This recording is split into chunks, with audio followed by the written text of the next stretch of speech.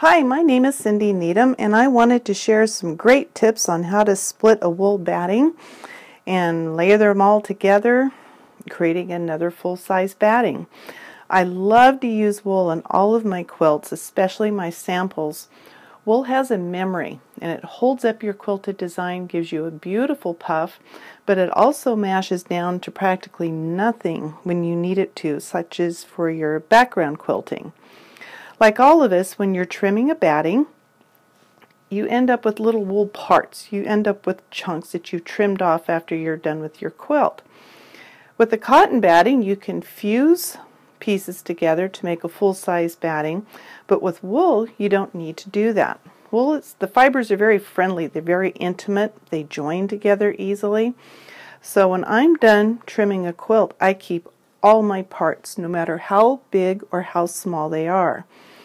What you can do, if you hold your tongue right, you can split a wool batting in half like this.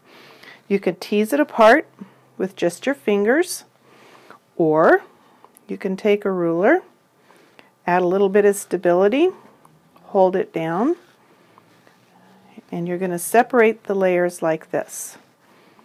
You will get some high or low spots. Not to worry with the wool. I don't worry about that a bit. So I take all my wool parts, I split them in half.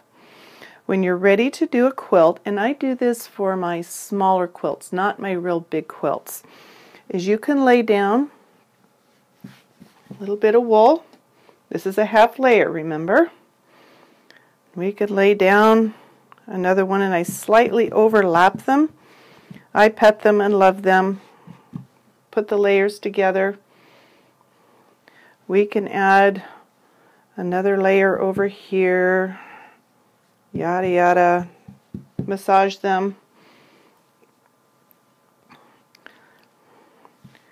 And you can join all of your half layers of wool together like this. Now take another layer of half thickness wool, stagger your seams. You can go right over the top of those. Let's put this one this way. And the other thing is, if you have some thin spots, like we've got here where we're down to nothing, you can take some wool, patch that right over the top of it, like so. Now you can take some more half thickness wool, put that right over the top, pat all the pieces together, and now you have a full thickness wool batting that you can use for small quilts and for samples. Some of my smaller quilts, let's say 3 to 4 feet square, will sometimes have 10 to 15 different wool batting chucks in it that have all been put together like this. I don't worry about the high and low spots of the wool because, like I said, after you quilt it, it all goes up into your puff design, or it quilts down to absolutely nothing. So wool batting might be a little bit more expensive than the cotton, but in my opinion, it's a lot more economical because you can do fabulous things like this.